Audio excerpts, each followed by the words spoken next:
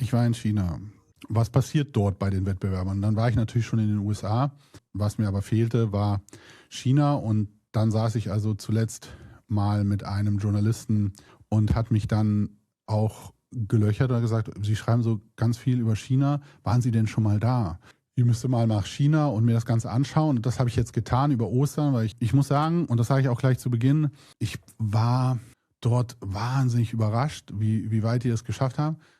Und seitdem bin ich irgendwie nachdenklich und traurig. Also traurig, was aus Deutschland mal werden soll.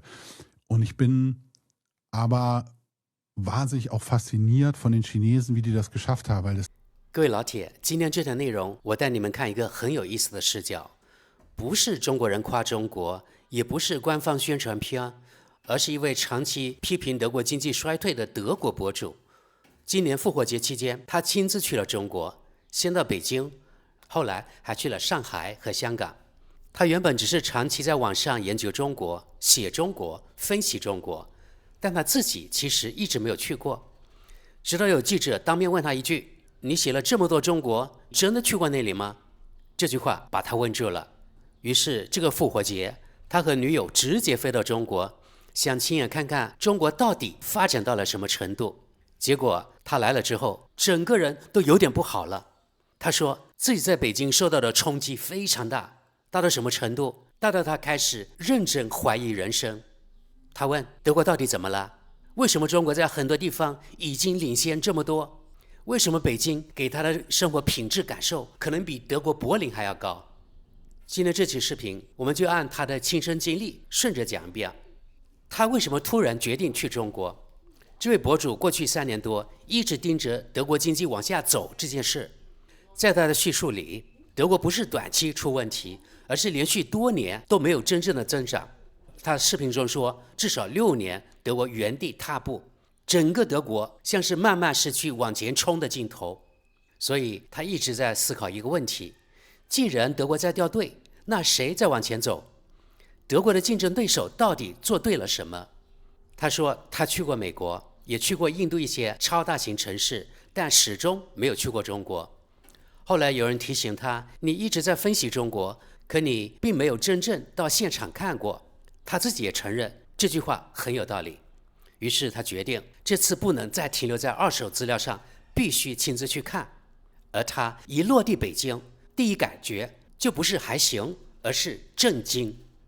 他说自己从那之后一直有一种又震撼又难过的情绪。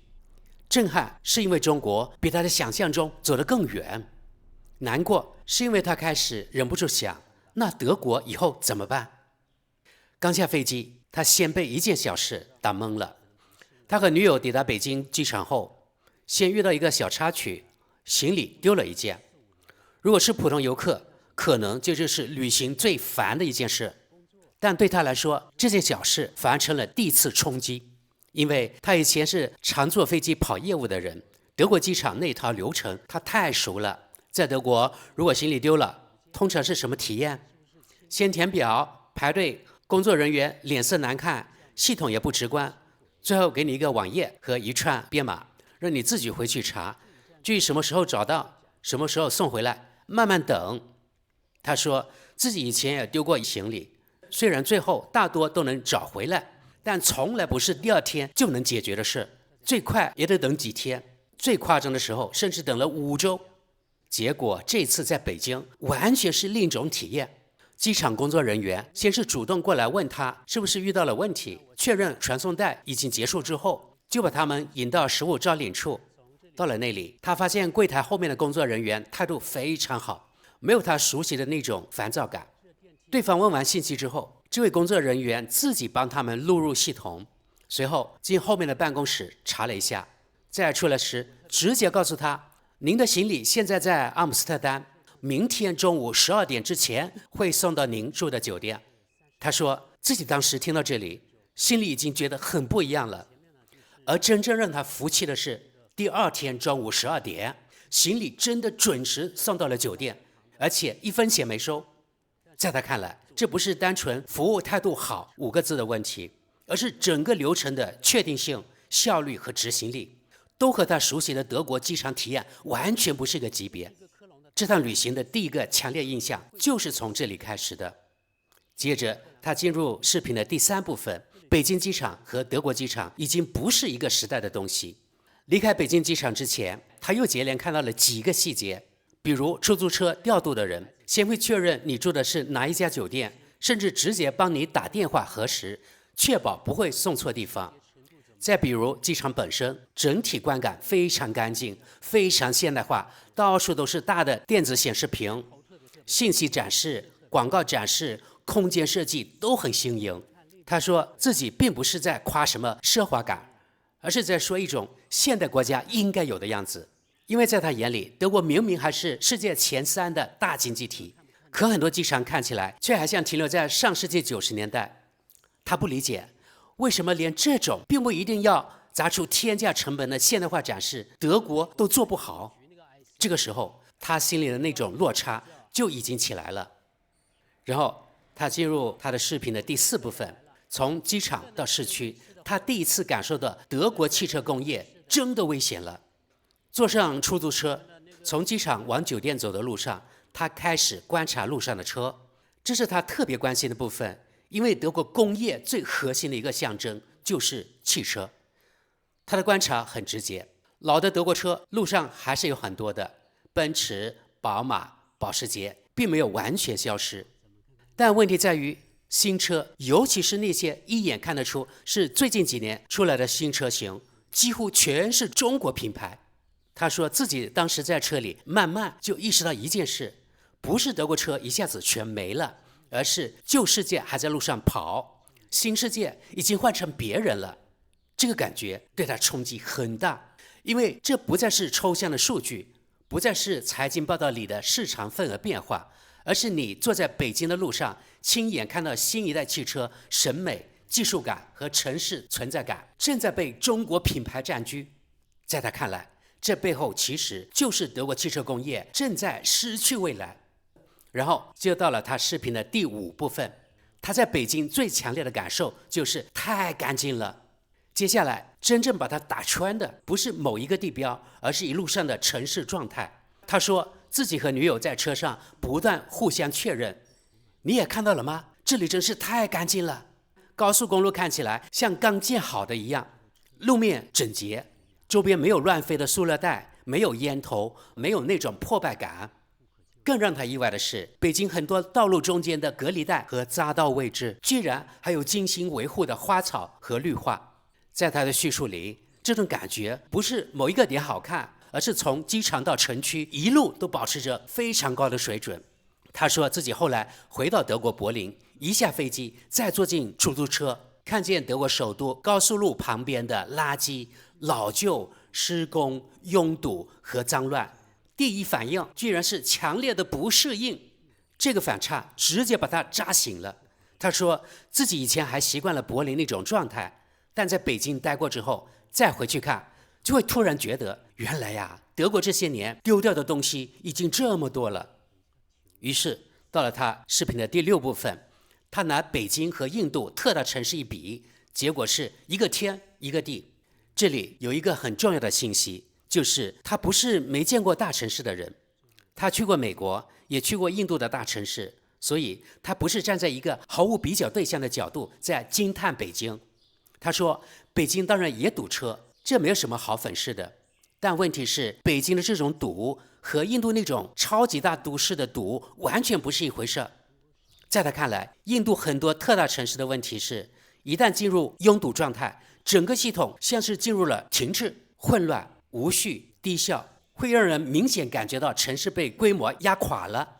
但北京不是，北京同样是超大体量城市，同样人口巨大，但他在那里的感受是，整个交通系统依然在运转，虽然慢，但不是瘫痪，虽然车多，但不是失控。所以他的评价非常明确，中国和印度这种特大城市对比下来，真的是一个天一个地。而这件事在他心里又进一步说明，北京的秩序和组织能力不是偶然的，也不是只靠某一条马路修得漂亮，而是整个城市的管理系统确实已经到了另一个层级。好了，来到他视频的第7部分，北京不只是硬件新，连人的状态也让他意外。除了基础设施，他反复提到另一件事，那就是友好。他说自己原本是带着一些西方媒体灌输出来的预设去的，心里多少会觉得在北京这种地方安检会不会很紧张，工作人员会不会冷漠，游客是不是会有压力。结果他的体验恰恰相反，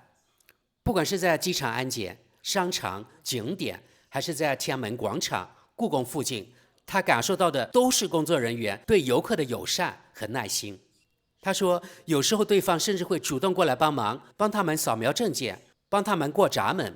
整套体验并不是被严厉管理，而是被有序的引导。这和他原先脑子里的对中国的印象差距实在太大了。他还提到，后来他们请了一位叫露露的本地导游，带他们看了故宫、天安门、天坛，也去了北京人休闲放松的一些地方。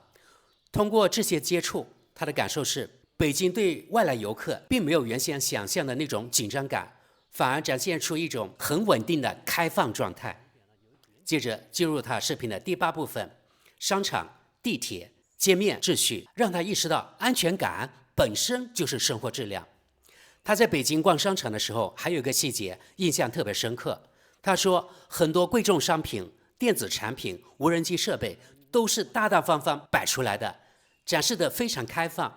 这件事对中国人来说未必稀奇，但在他看来，这背后代表的是另一件事：社会安全环境不一样。因为他回忆德国首都柏林时提到，因为他自己住在柏林，他说那里很多店铺现在都得靠按门铃开门，东西不敢直接摆出来，不是因为店家故作高端，而是因为偷窃和抢劫问题太严重了。他甚至举了眼镜店的例子，说店主告诉他，之所以要按门铃控制进出，不是装精英，而是真的被抢劫太多次了。而北京给他的感觉是，很多本该花在防范和对抗上的社会成本被省下来了。这意味着什么？意味着生活会更顺滑，人的警惕感会下降，心理负担会减轻。到了地铁系统，他这个感受更强。他说，北京地铁干净到了什么程度？干净到你甚至可以坐在地上吃东西。当然，这是一种夸张表达，但它的核心意思很明确。北京地铁的卫生、秩序和设备维护，在他眼里已经远远超出柏林。他特别提到，北京地铁里的大屏、设施、整体环境都保持得很好，而柏林地铁给他的印象却是脏、乱、旧，甚至带着明显异味。他还说自己在北京几乎没有看到流浪汉，这种街面秩序和公共空间状态让他感受到一种很强的安全感。而在他看来，这种安全感本身就是很高级的生活质量。然后到了他视频的第9部分，最让他破防的是中国的支付系统把欧洲银行衬托得像上个时代。如果说前面那些体验让他震惊，那么真正让他爆粗口的是支付。他说自己在中国第一次亲手用支付宝结账的时候，就已经有点被震撼住了。操作非常简单，而且你出示付款码，对方一扫就完成，要么对方出示收款码，要么你输入金额，瞬间到账。关键不只是能不能用，而是整个过程极其稳定。他说自己在北京那几天，打车、吃饭、买东西、给导游结账，几乎全靠支付宝，没有遇到一次明显故障。这件事让他非常愤怒。为什么愤怒？因为他联想到自己之前在奥地利旅行的时候，他的信用卡居然刷不出来，场面极其尴尬。后面他那家银行还专门去帮他给酒店写信道歉，解释不是他赖账，而是他们银行系统故障。于是他就提出了那个贯穿整段视频的质问：为什么中国能把支付系统做到这样流畅、稳定、普及？为什么德国和欧洲的银行做不到？因为他自己是金融系统的人，所以他对这个感受特别的强烈。他说，如果自己是德意志银行的高管，只要去中国看一次这种系统，他接下来脑子里就只该剩下一件事：为什么我们不能把这个东西做出来？在他看来，这不是什么神秘黑科技，而是一种系统能力，一种执行能力，一种别人已经把日常生活重新组织过一遍，而欧洲还困在低效老框架里的现实。接着是第10部分，他说他在北京看到的不只是繁华，而是一整套更有效率的生活方式。走到这里，你会发现这位德国博主真正被刺痛的并不是北京有多豪华，真正刺痛他的是北京很多地方都在传递同个信号，这个城市在尽量让正常生活变得轻松、顺畅、干净、可预测。行李丢了，第二天准时送到，打车、找酒店、逛商场，流程清楚，路面绿化，地铁、公共空间状态稳定，付钱几乎没有摩擦。而所有这些细节叠加在一起，就会形成一种特别强的感受：生活本身没有被太多低水平问题反复消耗。他觉得这恰恰是德国今天最缺的东西。德国仍然有钱，仍然有工业底子，仍然有技术传统，但普通人的日常生活体验却在持续下滑。所以他在北京感受到的不只是哇，中国很先进，而是原来生活可以这样运转。而德国却把很多本来不该出问题的事情全部都搞得越来越糟。于是到了他视频的最后一个部分，为什么他最后说自己想搬离柏林，自己想逃离柏林？视频最后他把话说得很直白，他说自己现在越来越确定未来要离开德国柏林。以前他还想过在柏林盖房子继续待下去，但这次从中国回来之后，他基本已经把这个念头掐掉了。为什么？因为在他看来，柏林这些年的生活质量是持续下坠的，脏乱差越来越常态化。朋友们，大家可能还记得前1-2年我拍摄过几期德国柏林的脏乱差。有些朋友没有去过德国，没有去过柏林的，可能以为我特别拍德国柏林的阴暗面，但是这就是我做一个普通游客在德国柏林看见的情况呀。因为我住的不是豪华酒店，而是住民宿，像普通德国人一样出行呀，这是我真正体验、真正看到的东西呀。好了，你看这个自己在德国柏林住的博主说，他现在看到的柏林脏乱差越来越常态化，公共空间越来越破败，基础设施老化，街头秩序下滑，很多地方连起码的整洁和安全都在流失。他说得很重，但意思非常明确。人只有这一辈子，为什么要把自己的生活耗在一个越来越脏、越来越乱、越来越让人烦躁的城市里？而在中国北京这趟旅程，恰恰让他第一次强烈感受到另一种城市生活是存在的。他甚至提出了一个很刺激德国观众神经的判断：北京的生活质量可能比德国柏林更高。他的理由并不复杂，反而都很具体。第一，城市真的很干净；第二，基础设施现代，而且维护状态非常好；第三，公共秩序稳定，街面和地铁让人更有安全感；第四，数字化服务和支付效率极高，日常生活几乎没有额外摩擦；第五，一个超大型城市还能保持这种运转状态，本身就意味着组织能力非常强。他说自己现在没有把所有问题都想明白，比如德国是不是为了更高的组织效率而调整一些治理方式，这些问题他还在思考。但有一点他已经非常明确，当你真的在北京走过一圈，再回到德国柏林，你就会明显的感觉到德国这些年失去的不只是经济增长，还有一种最基本的生活品质。这是他的原话。所以朋友们，这段视频最有意思的地方不在于一个德国博主夸了北京，而在于他在北京看到的很多东西本质上都不是什么玄而又玄的大词，都是可能很多中国人、很多北京人习以为常的东西，我们根本就没有觉得什么特别的。但是在这个第一次去中国的德国博主看来，已经让他非常的震惊了。说到底就是城市干不干净，系统顺不顺，支付快不快，路好不好走，公共空间安不安全，人的日常生活是不是总被低效、脏乱和不确定性消耗。这些问题听起来都不宏大，但真正决定生活质量的恰恰就是这些问题。而当一个德国人亲自来北京走一圈之后，回头再看柏林，最后他得出的结论居然是，也许北京的生活品质更高，这件事本身就已经足够让德国社会感到不安了。这条视频发出去之后，评论区炸了，观看量超过10万，但评论已经超过1800条，足以说明引起网友们的共鸣。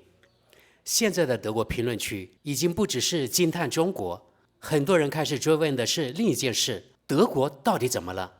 咱们看第一条评论，这位网友说：“确实如此。”然后呢，抛出一句反问：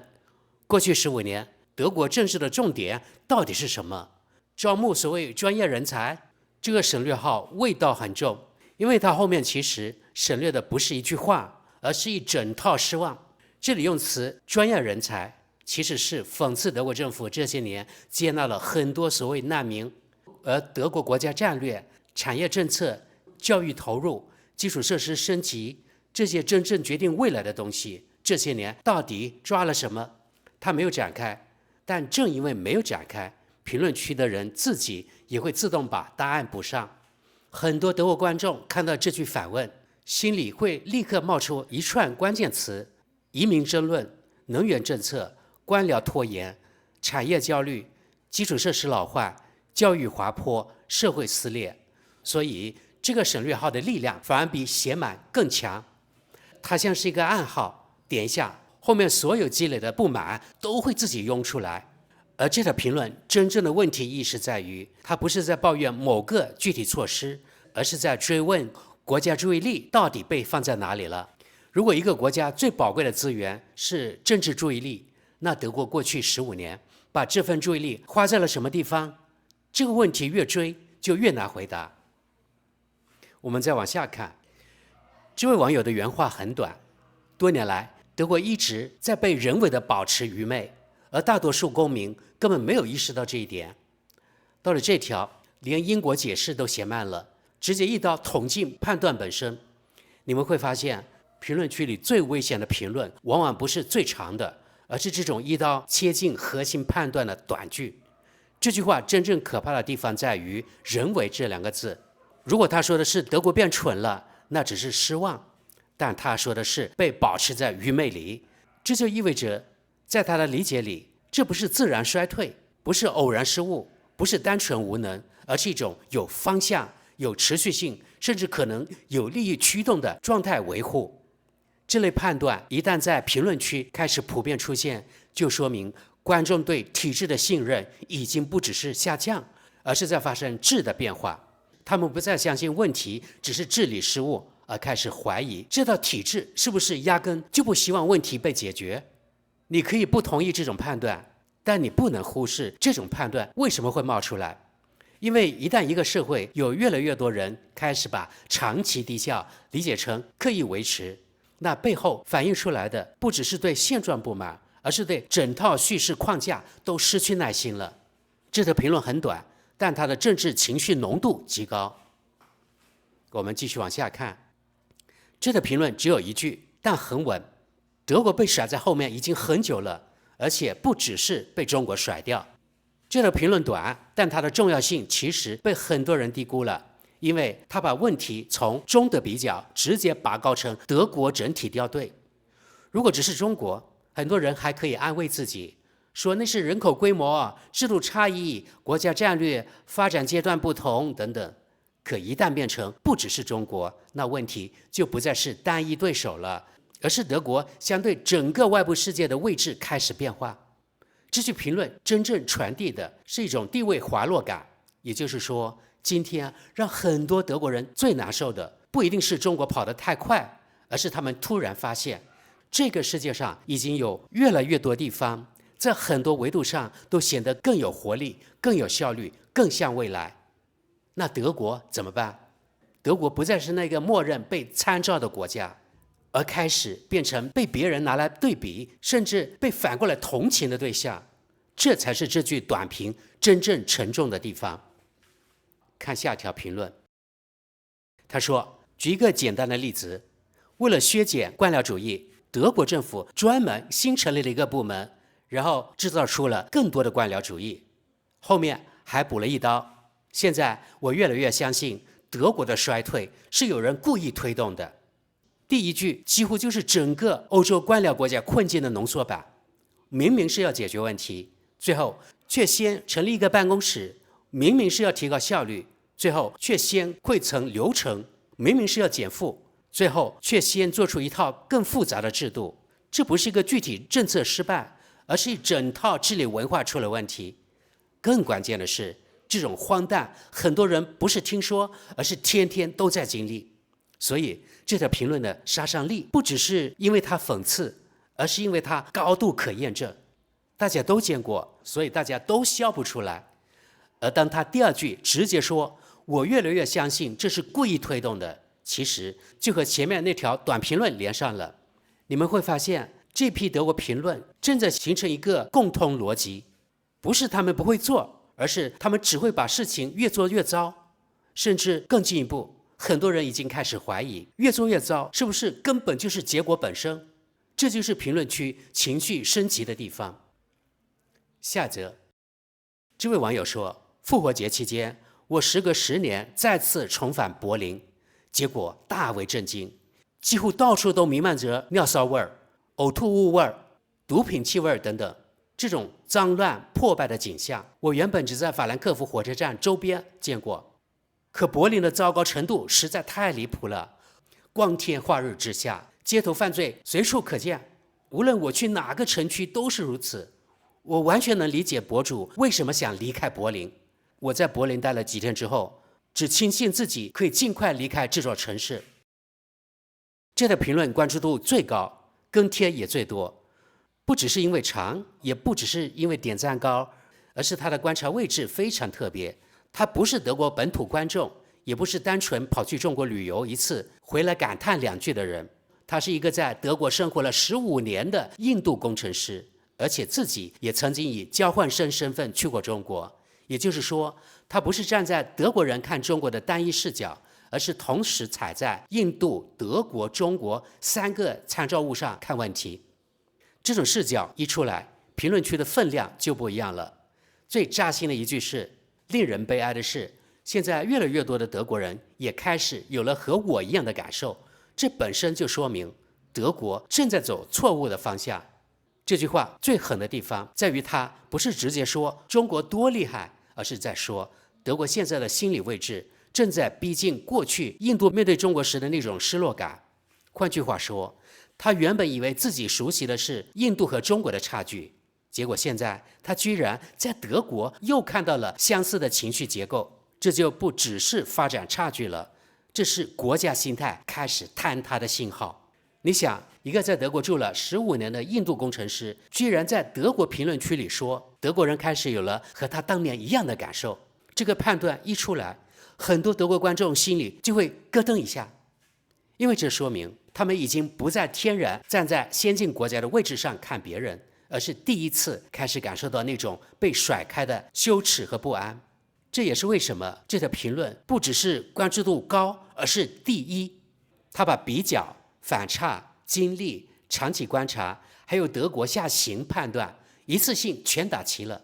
好了，我们点进去看看跟帖。比如说这个，我去年在印度旅行了4周，完全没法和中国相提并论。印度到处都是混乱无序与环境污染，单单只是把燃油代步摩托车全部换成电动款，就会是巨大的进步。我们再看下面一个跟帖，很多印度人对中国的发展心怀不满，这是一种病态的嫉妒心态。难道非得要中国人过得比印度人差，印度人才能满意吗？一个国家的发展从来不是靠夸夸其谈就能实现的。好了，我们再往下看，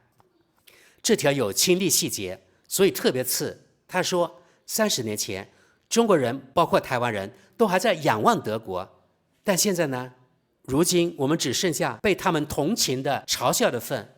我太太的4个兄弟姐妹只是不停摇头，德国完蛋了。这条最狠的地方不是德国完蛋了，而是那个视角倒转，曾经仰望你的人今天开始同情你。这种心理落差比任何统计图都更伤人。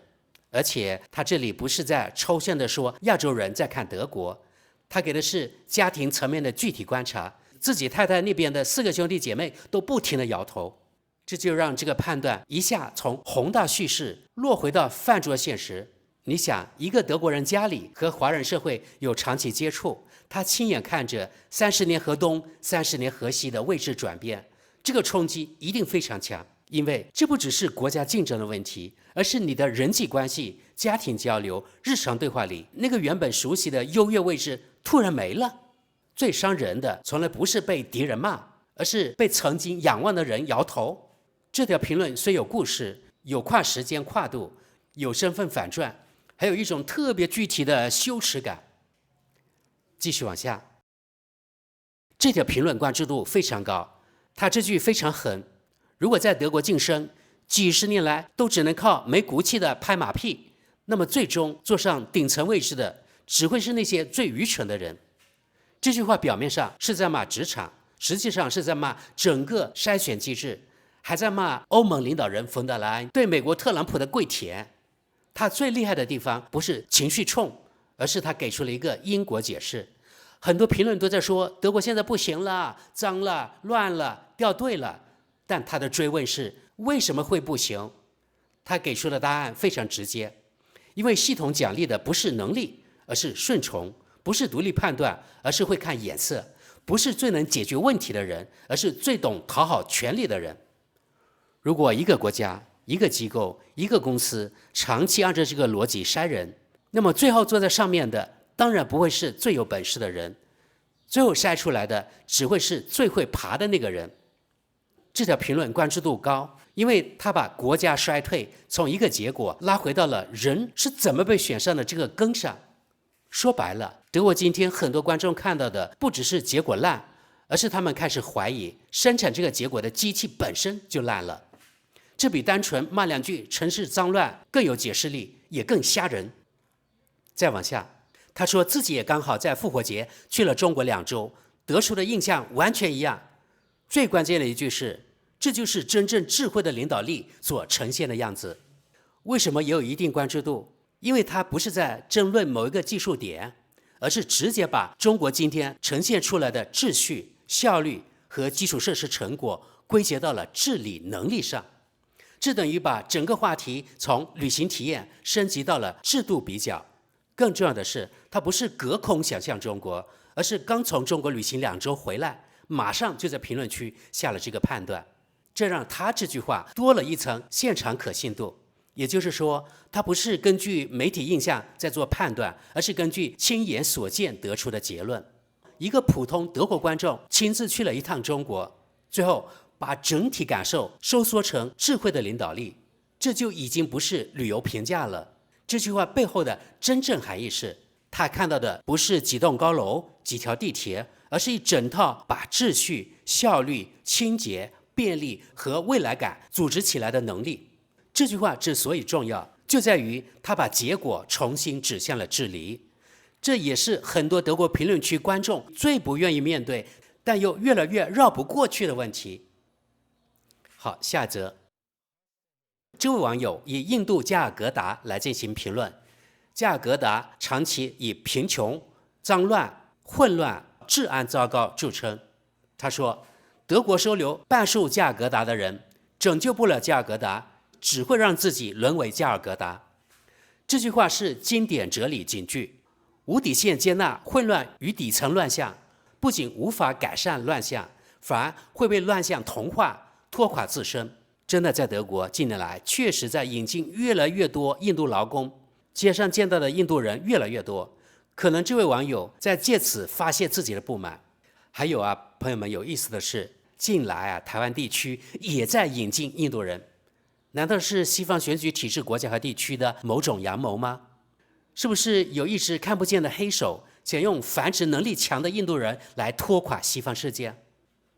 再往下，朋友们，我的观察是啊，现在网上有越来越多外国人想成为中国人的自媒体内容。我们现在看的这条评论貌似认证了这个趋势。他说，如今的中国人已然生活在我们永远无法企及的未来之中。下下周我就要再次飞往中国，十分期待这个国家与友善的人民。好了，你们看呀，现在轮到有些德国人仰视中国了。好的，再往下。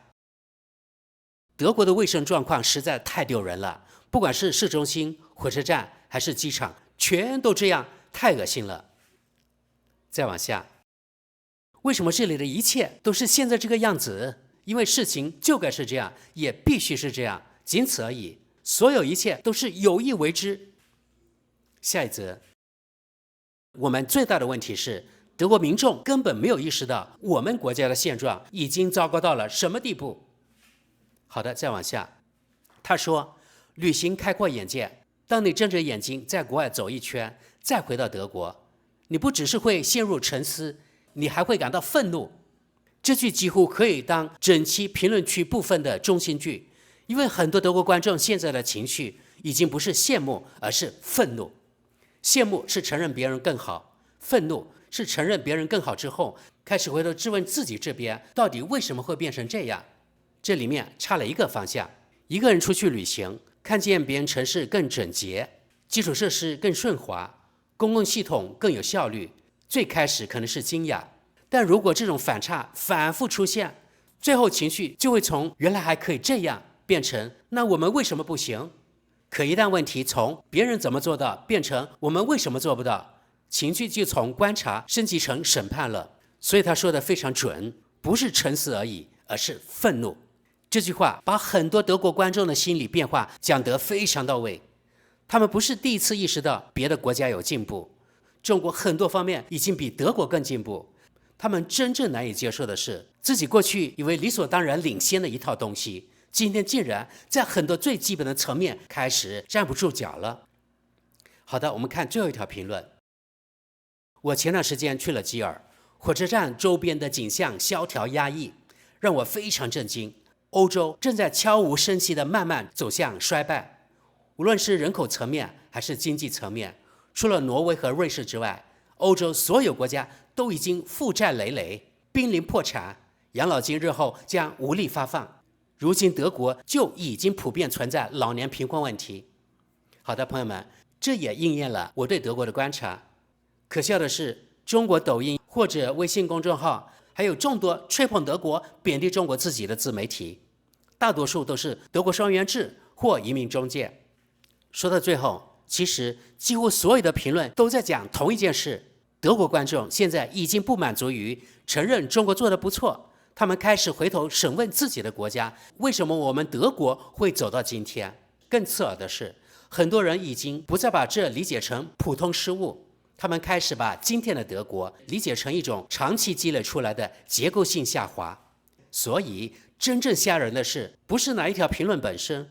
真正吓人的是这么多人开始说出几乎一样的话：我们德国已经没有那种还能站在前列一起竞争的社会了。本期视频的这位德国博主只是去了北京、上海看了2周，可评论区很多德国人像是突然看见了自己国家这些年到底丢了些什么。这才是这期评论区最重要的地方。好的，朋友们，本期节目就到这里，感谢各位收看，咱们下期见。